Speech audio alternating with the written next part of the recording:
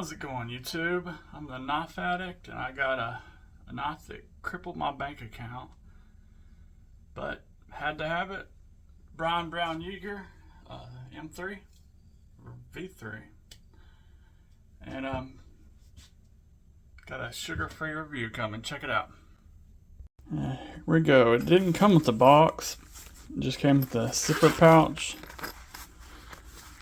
and sticker and these two cards. That's about it.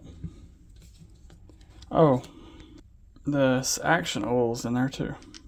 Haven't tried that yet. And this was a American Edge exclusive. First time ordering from them, and they were quick. Got this just a couple days. This was $3.99, basically $400. They had a few that were more expensive through other stores, but I was looking for one with no flipper tab to get in the way, and there wasn't a whole lot to choose from without a flipper. So yeah, this is OEM'd by Riot, my first Riot made knife. And my most expensive knife now. But just because it's expensive doesn't mean I don't have any complaints. So stick around to see what they are. Let's go over the specs. You got a 3.2 inch M390 blade. I'd call it a cleaver, maybe sheep's foot, whichever one you want to call it. You got a machine satin hollow grind. Riot's famous for their machine satin. Just love those grind lines. You got a 4mm blade stock or 0.16, so definitely thicker than most knives these days. But it does come down pretty thin behind the edge with that deep hollow grind. Let's see how it cuts. I probably should have already mentioned this, but these are sold out. They only made 50 of this version. Some stores still have them in stock at the time of filming this, but I'm not sure if they will by the time I release this video.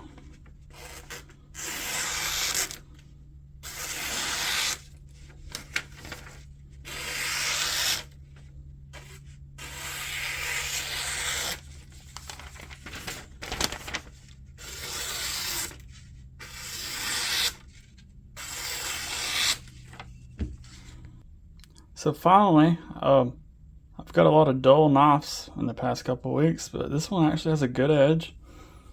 Not a spectacular edge, but a real, just a good one. Cuts good.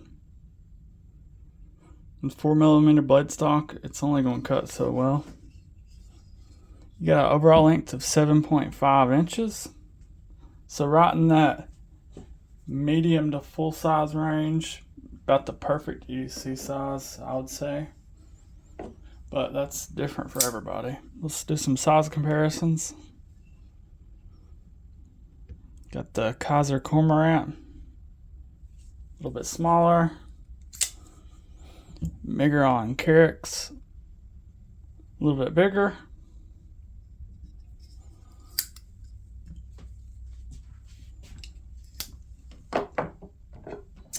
And then Kunmu Pulsar. Very, very close, but still a little bit bigger.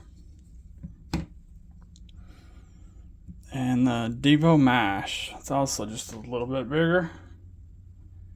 Apparently I didn't grab nothing that was exactly the same size. But the Pulsar is close. Close enough.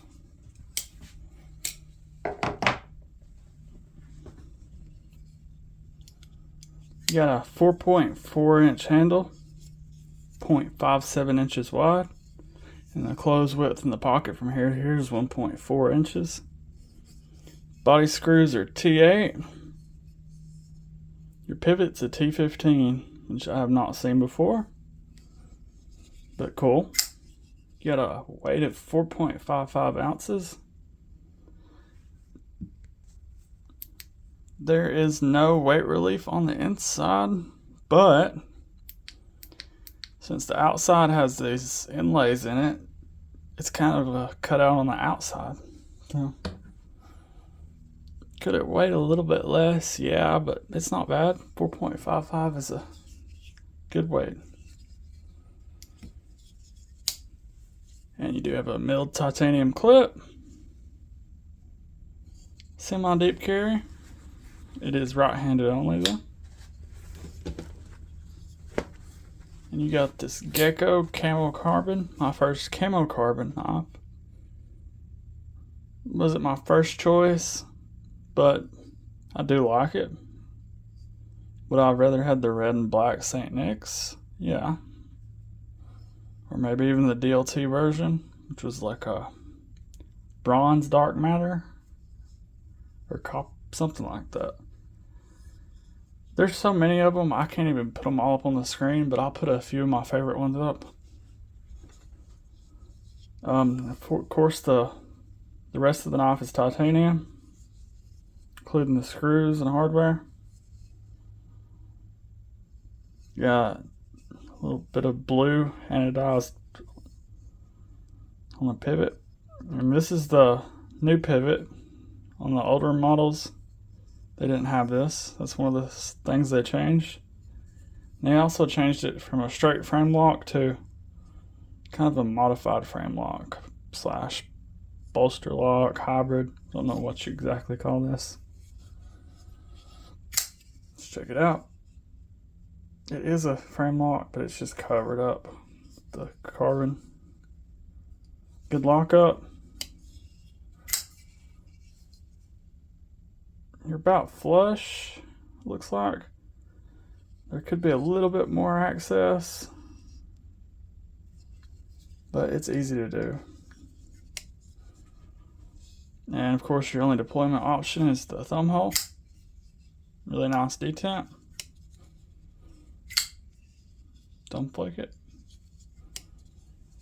Got a titanium backspacer that sticks up a little bit. I've learned you can't set the knife down like this. It will not let you. No lanyard hole. It's okay with me. You have a decent sharpening choil. Not spectacular. It looks like you can get a sharpening, maybe 2 sharpenings out of it before you hit the plunge. And what made me want this knife, I've wanted it for a while, is I just love the blade shape. I don't know why. Dislikes on this knife or complaints or nitpicks, whatever you want to call it. Don't have a whole lot because I already knew what I was getting when I bought it. I wouldn't mind a thinner blade stock. Like, I know it's got a hollow grind, but could you imagine a 3mm or even a 2.7, 2.5 with the deep hollow? It would be a mega slicer then. And a little bit more lock access is always nice. This isn't really a complaint to me, but it might be to some people, so I'm going to show it. The inlays stick up a little bit above the titanium, and the pivot sticks up a little bit from both of them, which is fine for me. It kind of helps if you drop it. You're not going to scratch up the titanium as much. But some people might want it flush, so I thought I'd mention it. Overall, really love this knife. Definitely a keeper. Probably won't buy another $400 knife. Don't count on that anytime soon. But don't have to. I think I only need one more Grail in my collection. I need an Evo. But other than that, I will not link this because it's sold out. But subscribe if you haven't already. Check out my Instagram. It's linked down below. And give me a like and a comment. And see you in the next one.